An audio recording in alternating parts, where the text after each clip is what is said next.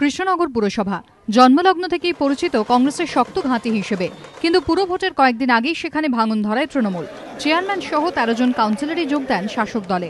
পুরো ভোটের ফলেও কৃষ্ণনগর থেকে ধুয়ে মুছে সাফ কংগ্রেস। 24টির মধ্যে 22টি আসনে জয়ী তৃণমূল, 2টি আসনে জয়ী নির্দল। কৃষ্ণনগরের মানুষ উন্নয়নের পক্ষে ভোট দিয়েছে, অপপ্রচারের বিরুদ্ধে জবাব দিয়েছে। টোটালটাই কৃষ্ণনগরের মানুষ আমাদের আরো বেশি করে দায়িত্ব দিয়েছেন, আমরা দায়িত্বের অবশ্যই মর্যাদা দেব। জয়ী 2 নির্দল প্রার্থীও ফল ঘোষণার পরই তৃণমূলে যোগ দেন।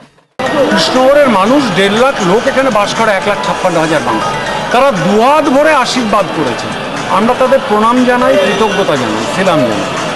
আর মমতা বন্দ্যোপাধ্যায়ের নেতৃত্বে গত 2.5 বছর যে ইতিবাচক গণমুখী উন্নয়ন হয়েছে, কৃষ্ণনগরের মানুষ তাতে অংশীদার হতে চেয়েছে।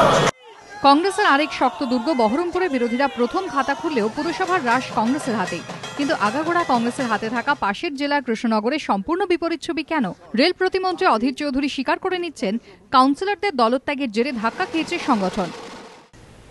আমাদের সমস্ত কাউন্সিলররা কৃষ্ণনগরে কংগ্রেস ছেড়ে চলে যাওয়ার পর কংগ্রেসের সংগঠন বলে কৃষ্ণনগরে তেমন কোনো শক্তপোক্ত অস্তিত্ব ছিল না। 5 পুরসভার ফল ঘোষণার দিনই তৃণমূলে যোগ দেন শান্তিপুর পুরসভার সব কংগ্রেস কাউন্সিলর। দল ছাড়লেন নদিয়ার একমাত্র কংগ্রেস বিধায়ক অজয় দেও।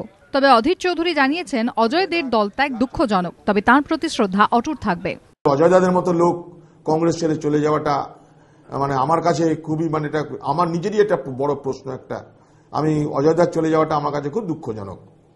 আমি অজয় দাকে তৃণমূলে চলে গেলেও তার প্রতি আমার রেসপেক্টের কোনো ঘাটতি হবে না।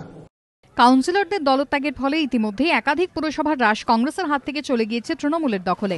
এবার ভোটের ফলে একদা শক্ত ঘাঁটি কৃষ্ণনগর থেকে নিশ্চিহ্ন হয়ে যাওয়াটা কংগ্রেসের কাছে বড় ধাক্কা বলেই মনে করছে রাজনৈতিক মহল। প্রদ্যোৎ সরকারের রিপোর্ট, এবিপি আনন্দ, নদিয়া।